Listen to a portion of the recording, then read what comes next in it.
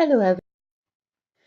I wanted to welcome you to this course and I wanted to give you some basic information that you may find useful when you dive into this course.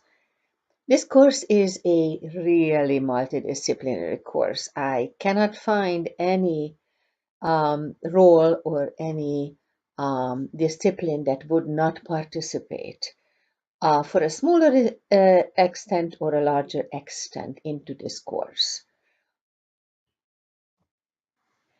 Related to the course content, we will, of course, focus on the GI system and the related other organs and systems together. So we will talk about the structure and function of the digestive system, and we will start with, of course, the major function of digestion and absorption of foodstuff, and we continue with utilization of these nutrients that are passed into the general circulation and being available for all cells depending on their need. So this will be the block where we discuss intermediary metabolism. We started to talk about energy metabolism in the vital fluids course. And now we will continue with diving into the specifics of intermediary metabolism of carbohydrates, amino acids, and lipids. We will specifically focus on nutritional aspects in this block more than in any of the previous or the upcoming blocks will do. Of course, everything is going through talking about the healthy normal conditions and applying the changes into several disorders that we go through in this block related to the gastrointestinal system and metabolism. So dysfunction of the organs, dysfunction of metabolism, and dysfunction of the endocrine system that will guide metabolism. And of course, this block also will have a lot of clinical skills that you will learn in the role sessions. So the first week is special. We start on a Wednesday and of course finish the week on Friday. There will be no case discussion, no CBCL, and there will be no role sessions. However, we will start putting down the basics of what you will learn about. There will be 2 anatomy labs and 1 histology lab, and we will post the self-study material which is linked to the first case that we will discuss on Monday of week 2, which will also contain basic knowledge about the structure and function of the GI system and also an introductory material to nutrition on the top of the material which is directly related to the first case. From the additional weeks 2 to 6, we will have 8 cases, thus 8 CBCI sessions to discuss, 9 role sessions, and several laboratory sessions, enriching your knowledge and application of the material. The material is challenging. The material is really rich, and I really foresee thought-provoking discussions in the CBCI sessions and also in the role sessions.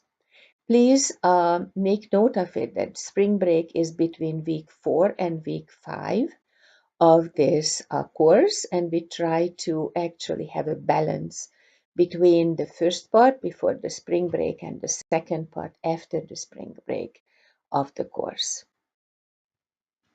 What you will find on Entrada, the regular things that you already are familiar with, so the self-study guide and the student guide and the role session material, everything will be uploaded to you in a timely manner. There will be, however, additional material on the side. Anatomy laboratory guides, histology laboratory guides, and I will have a section on Entrada which will have a comprehensive collection of key metabolic pathways I needed to cut up biochemistry and metabolism related to certain cases, but if you want to study as a whole, there will be, as I said, a comprehensive collection of metabolic pathways for you uh, on a different folder. So what are the major topics that we will go through? Anatomy, embryology, and histology of the digestive system as a structure, the function, the normal function, physiology, and biochemistry, utilization of nutrients, metabolism. We will specifically focus of the function, structure and function of the liver, gallbladder, and pancreas. We will go to whole body metabolism and changes of this whole body metabolism under special conditions and endocrine regulation of the whole system. Now, when I talk about special condition, it will, of course, include malnutrition and obesity, metabolic syndrome that leads to diabetes. This whole thing will be underlined, of course, in the cases that we discussed, and many clinical relevances will be also drawn into this course by the ROLS sessions. Assessment, very similar to previous blocks. Session assessments for each case. Formative assessment, one on week 4 and the other is on week 6. Summative assessment, that will be written examination and practical examination. The ROLS assessment will be direct assessment of PE and clinical skills, as well as submissions of narrative. So this is what you see here. Readiness assessment for this 8 CBCS, we call it now session assessment. The lowest 2 will be dropped, so it will give you the total of 6% of your final grade. 2 formatives, total of 10% of the final grade. The practical will be for 10% and the summative exam, knowledge part, written part will be 74%. Now, that may change, hopefully will not, but if we are dropping an assessment, then the summative assessment percent will automatically go up. And as you saw in previous blocks, there will be physical exam, mastery lab, there will be clinical skills, direct assessment, and there will be the other roles may ask you for narrative reflections, and this will be the subcomponent, of course, of your final grade. Who will support you? Well, in one phrase, all of us. Course directors, discipline directors, role leaders, CBCL and role CS session faculty. And it's very important to rely on each other. Peer teaching that is going on during the different sessions is very important. Honestly, I am very impressed when I go to your CBCS sessions and I see you discussing different problems. And some of you may have a previous experience, some of you may have a more solid knowledge on the self-study material, and you guys are really openly sharing that knowledge, which is very helpful for everyone around the table or for the whole small group. Please continue that. What you should do for success, of course, keep up with your studies. Start right now, whatever is uploaded, you can go into that and you can start looking into that. I prepared a plan of study, which is, of course, would be my way of studying the material. So this is a suggestion to you to follow. You may have a different way of doing it. That's perfectly all right. But please prepare for the workshops. The workshops and role sessions are useful to you only if you go with a certain background knowledge. Do participate in the activities and the discussions. Pay attention to the deadlines, is very important. Link the material you learned previously to this block. I try to guide you here and there and remind you what you have learned before and you can apply here. But you also, hopefully, being in the fourth course, you will remember some of the concepts, some of the content that you learned in previous blocks. Ask questions. Of course, the best way of problem solving on your own.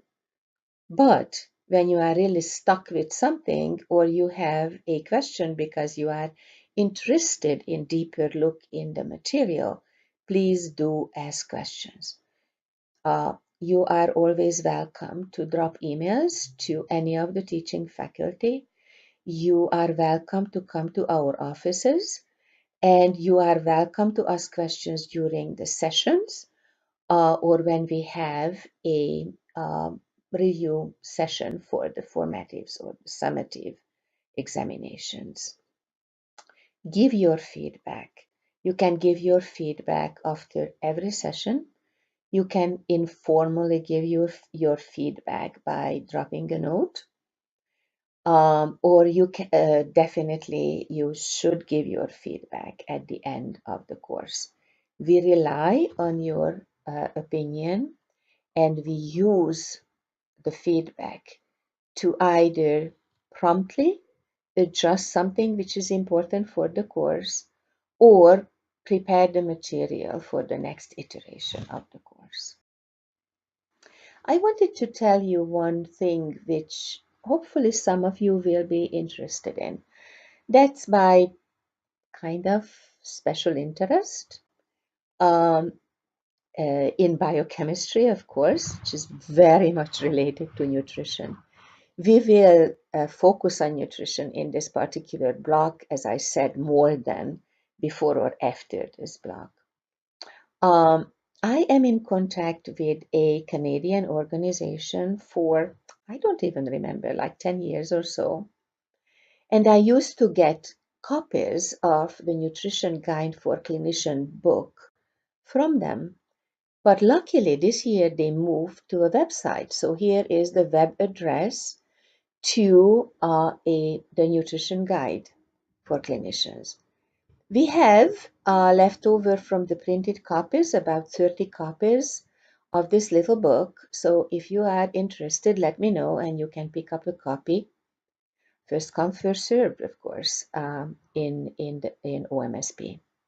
So this particular nutrition guide for clinicians is a collection of topics on basic nutrition, nutritional requirements, and then there is a very wealthy list of different pathological conditions, different disorders, which is really worth it to read, actually. Every disorder starts with the description of the disorders, what is going wrong there, the epidemiology of that disorder, the things that you as a physician clinician can do for the patient, including nutritional guidance. And it also contains what you can tell your patient, what you can tell your patient and the family about this disorder and the treatment strategies.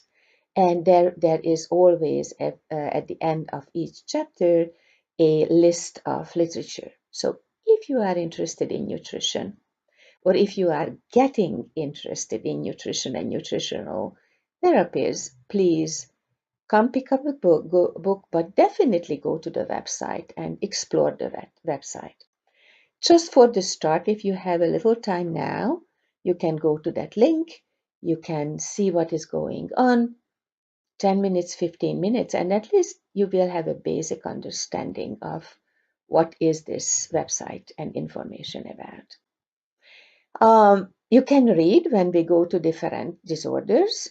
You can actually read when you remember different disorders from the past blocks, or when we go further for the next block and or all the blocks in the future. Very interested reading, and it comes handy during some clinical rotations. I was reached out by the cardiology clinicians who teach cardiology residency program to inquire what is this book that some of the students are bringing into their offices. So you never know. Nutrition is in everybody's mind, and this book is really giving you a good guidance. So enjoy the course, enjoy all activities. Let us know and let me know if there is anything which is not going well, or, we like to hear some positive feedback too. So reach back if you particularly enjoyed something. Reach back if you would like more of a certain activity or a deeper look in something. Discipline directors, role leaders, and myself are available to you anytime.